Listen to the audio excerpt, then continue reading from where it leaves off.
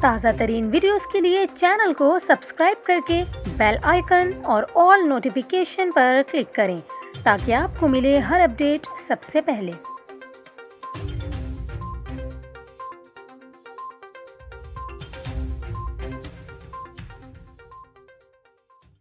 السلام علیکم، نیوز 24/7 اردو میں ہوں آپ کے ساتھ کومل خان۔ ناظرین، ابھی آپ کو یہ بتائیں کہ کورونا وائرس کی بگڑتی ہوئی صورتحال کے پیش نظر سول ایویشن اتھارٹی کی جانب سے ایک بہت ہی اہم اقدام اٹھایا گیا ہے۔ سول ایویشن اتھارٹی نے تمام بین الاقوامی مسافروں،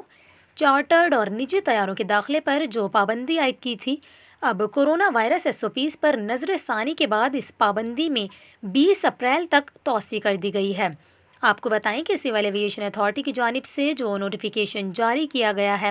اس کے مطابق 20 ممالک کو کیٹیگری A میں رکھا گیا ہے اور کورونا کی نئی قسم کے پھیلاؤ کے باعث فہرست میں جو کیٹیگری C میں شامل ممالک ہیں ان کی تعداد 12 سے بڑھا کر 22 کر دی گئی ہے۔ یہاں پر آپ کو یہ بھی بتائیں کہ سول ایویشن اتھارٹی کا یہ کہنا ہے کہ ممالک کی نظر ثانی شدہ فہرست کا اطلاق 6 اپریل کی رات 1 بجے سے 20 اپریل تک ہوگا،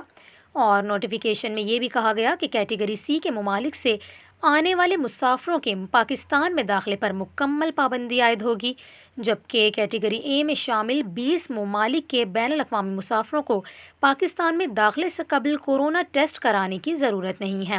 یہاں پر آپ کو یہ بھی بتائیں کہ سول ایویشن اتھارٹی کا یہ بھی کہنا ہے یہ عارضی اقدام کورونا کا پھیلاؤ روکنے کے لیے جاری مستقل اقدامات کے تسلسل میں اٹھایا گیا ہے۔